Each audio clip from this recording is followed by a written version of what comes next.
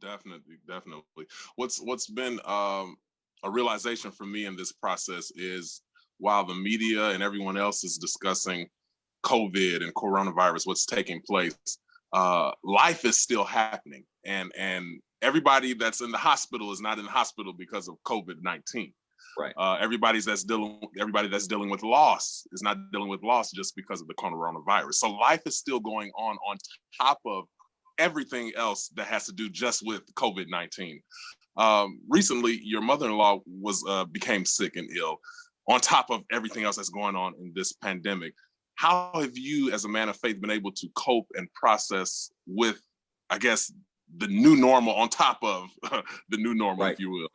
Right. So that was February 20th. My mother-in-law had a stroke, and I had a feeling that that's what it was, but I couldn't put my hand on it at the moment. But of course, we would find out later on, after she had been in the hospital, that that's what it was.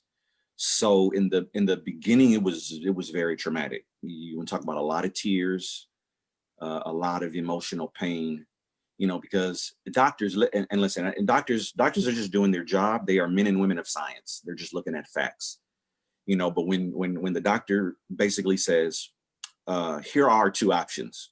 Option number one, we can do a surgery and she could be in a vegetative state for the rest of her life. That's option one. And here's option two. We can just make her comfortable. And Cornell, we know what that means.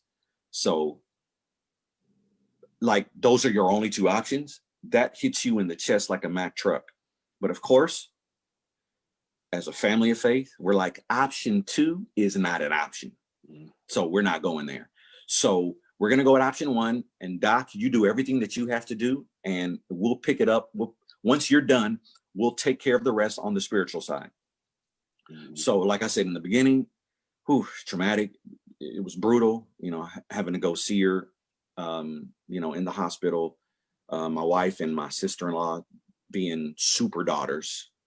And just the whole family just, rallying together. Now this is about 25 days before, maybe a little less, maybe about 3 weeks. This is like 3 weeks before quarantine.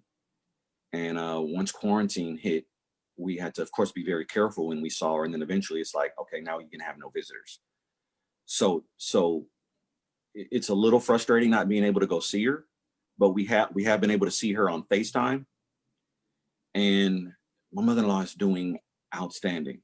And I hope many of our Crenshaw and Every Christian Faith viewers are watching right now, because I had been meaning to make this announcement, but my mother-in-law is now uttering words. She's uttering words, which is awesome. And, of course, the doctors are just impressed with, and the nurses, they're impressed with her rehab, with her therapy.